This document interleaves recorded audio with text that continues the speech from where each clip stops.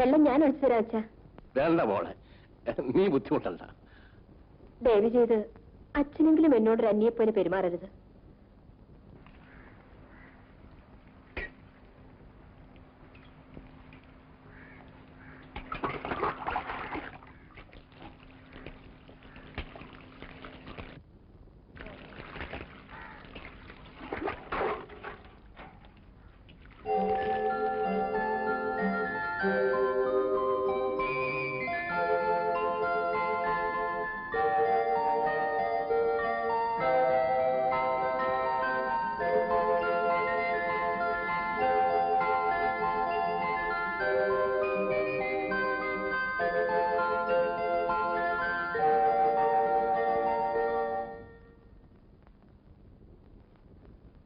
രജനി, ഇതാ നിന്റെ അച്ഛൻ വന്നിരിക്കുന്നു. കുടിക്കാൻ വേഗം പോലെ കാപ്പ് കൊണ്ടുപോവാ മോളെ. നിന്റെ മുഖത്ത് എന്താ ഒരു ക്ഷീണം പോലെ? ധൈര്യമായിട്ടിരിക്കടാ. എപ്പോഴും സന്തോഷമായിരിക്കണം, ദുഃഖിക്കാനേ പാടില്ല. നിനക്ക് ദുഃഖമില്ല അല്ലേ? ഞാൻ എന്തിനു ദുഃഖിക്കണം? എനിക്കാകെ ഒരു മോളേ ഉള്ളൂ. അവൾ ഇന്ന് നിന്റെ വീട്ടിൽ മണിയുള്ള കൈ കഴിയുന്നു. നീയും നിന്റെ മകളും വളരെ പഠിച്ചവരാണ്. ഞാൻ അത്രത്തോളം പഠിച്ചിട്ടില്ല. എങ്കിലും ജീവിതം ഞാൻ കുറെ കണ്ടവനാണ്ടാ. നീ എന്താണ് ഇങ്ങനെയൊക്കെ പറയുന്നത്? രജനി നിന്നോടൊന്നും പറഞ്ഞില്ലേ? ഇല്ല. എന്നാൽ ഞാൻ പറയാം.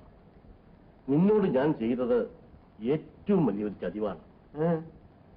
കല്യാണം കഴിഞ്ഞിട്ടും കന്യകയായി കഴിയാനുള്ള ഒരു ഗതികേടാണ് നിന്റെ മകൾക്ക് വന്നിരിക്കുന്നത്.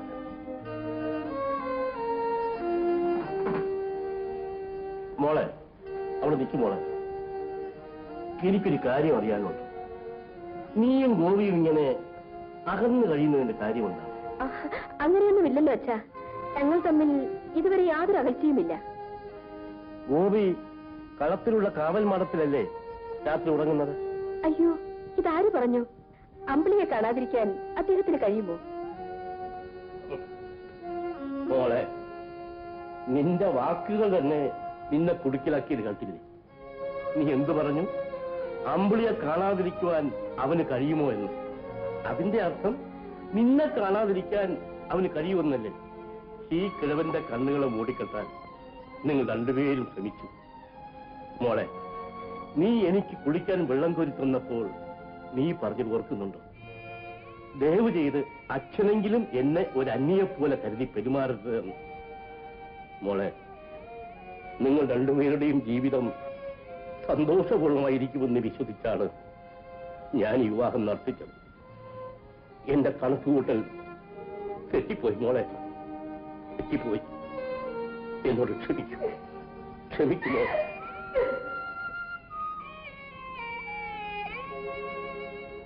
ഗോപിയോട് നോക്കൂ.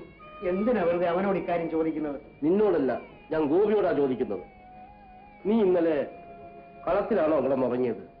ഇന്നലെ മാത്രം കളത്തിൽ കിടന്നു. എന്തിനാ കള്ളം പറയുന്നത്? നിത്യേന കളത്തിലില്ലേ കിടന്നുറങ്ങാറുള്ള? രജനി ഈ വീട്ടിൽ പുതുതായി വന്ന വേലക്കാരിയല്ല. അവൾ നിന്റെ ഭാര്യയാണ്. അഗ്നിസാക്ഷിയായി നീ അവളെ വിവാഹം കഴിച്ചതാണ്. നീ അവളെ കണ്ണുനീര് കുടിപ്പിക്കാനാണ് ഭാവമെങ്കിൽ ഞാൻ അവളെ അവളുടെ അച്ഛനോട് തന്നെ പറഞ്ഞയച്ചേക്കാം.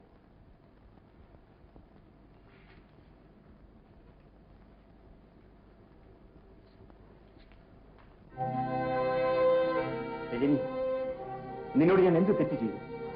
നീ അച്ഛനോട് പറയാൻ പാടില്ലാത്തെല്ലാം പറഞ്ഞു കൊടുത്തില്ലേ? നീ ഇന്നൊരു കുറ്റവാളിയാക്കിയില്ലേ? ഞാൻ അച്ഛനോടൊന്നും തന്നെ പറഞ്ഞില്ല. പക്ഷേ അങ്ങയുടെ പെരുമാറ്റവും കുറ്റബോധവുമാണ് മറ്റുള്ളവരിൽ സംശയം ജനിപ്പിച്ചത്. എന്റെ പെരുമാറ്റമോ? അതെ. കല്യാണം കഴിഞ്ഞിട്ട് ഒരു ദിവസം പോലും അങ്ങിവിടെ അന്തി ഉറങ്ങിയിട്ടില്ല. രാധികയുടെ സ്ഥാനത്തിൽ എന്നെ കാണാൻ അങ്ങക്ക് കഴിയില്ലെന്ന് എനിക്കറിയാം. പക്ഷേ കുഞ്ഞിനെ വളർത്തുന്ന ഒരായ ഈ മുറിയുടെ മൂലയിലെങ്ങാനും കിടന്നുറങ്ങിക്കൊള്ളട്ടെ എന്ന് കരുതി അങ്ങക്ക് ഇവിടെ കിടക്കാമായിരുന്നു. ഭർത്താവിന്റെ സ്നേഹം ഇരന്ന് വാങ്ങാവുന്നതോ കവർന്നെടുക്കാവുന്നതോ അല്ല. അതിന് രണ്ടിനും ഞാൻ ശ്രമിക്കുകയുമില്ല.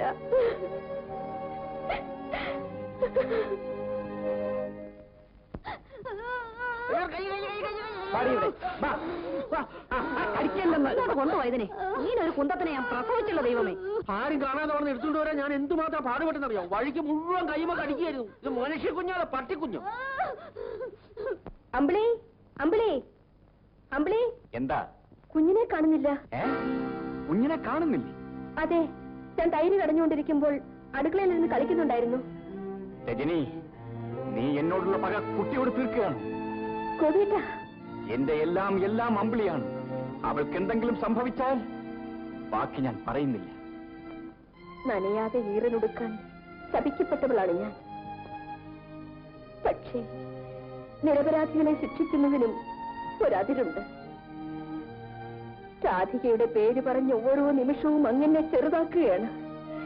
പക്ഷേ എന്നെങ്കിലും ഒരിക്കൽ അങ്ങയുടെ മനസ്സിൽ രാധികയ്ക്കുണ്ടായിരുന്ന സ്ഥാനം ഞാൻ നേടിയെടുക്കും. അതിനുശേഷമേ ഞാൻ മരിക്കൂ. നെല്ലുവാരിക്കൊണ്ട് പോയിട്ട് അവരെന്തോ ചെയ്തു? ഒരു ചുക്കും ചെയ്തില്ല. നീ ധൈര്യമായിട്ടിരിക്കേ. വഴക്കിനും വയ്യാവലിക്കൊന്നും പോകാതിരിക്കുക നല്ലത്. അത് ഞാൻ നോക്കിക്കൊള്ളാം. എടാ, മാടത്തൊറ്റയ്ക്കാ ഗോപി കിടന്നുറങ്ങുന്നത്.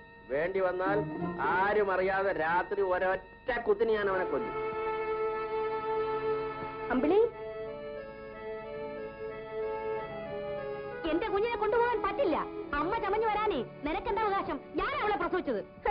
പ്രസവിച്ച ഒരു തള്ള. പ്രസവിച്ച് നിന്നെ പേടിച്ചോടിയ കുഞ്ഞ് എന്റെ മാറിൽ കെട്ടിപ്പിടിച്ചു കിടക്കുന്ന കണ്ടില്ലേ? എന്റെ അവകാശം സ്ഥാപിക്കാൻ ഇതിനേക്കാൾ വലിയ തെളിവ് എന്ത് വേണം? മാറി നിൽക്കൂ. തൊട്ടുപോകരുത്. തൊട്ടാൽ പിന്നെ കൈ പൊങ്ങുകയില്ല. ആനറാഞ്ചിയാണെന്നൊന്നും ഞാൻ വിചാരിക്കില്ല.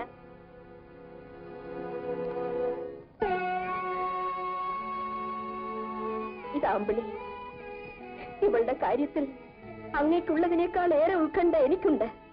കാരണം ഇവളുണ്ടെങ്കിലേ ഞാനുള്ളൂ. ഇതെനിക്ക് നല്ലപോലെ അറിയാം.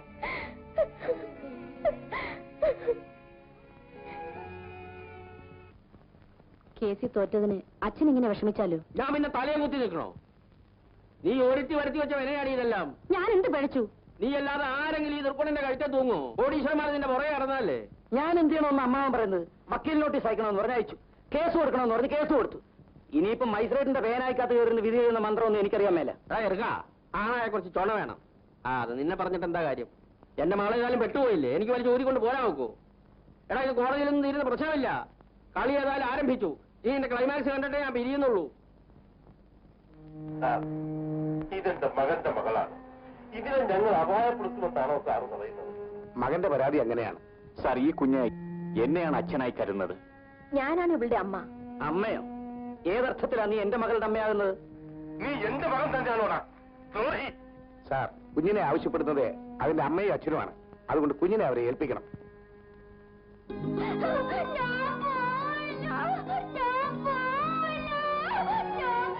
ഇതാ നിങ്ങളുടെ കുഞ്ഞ്.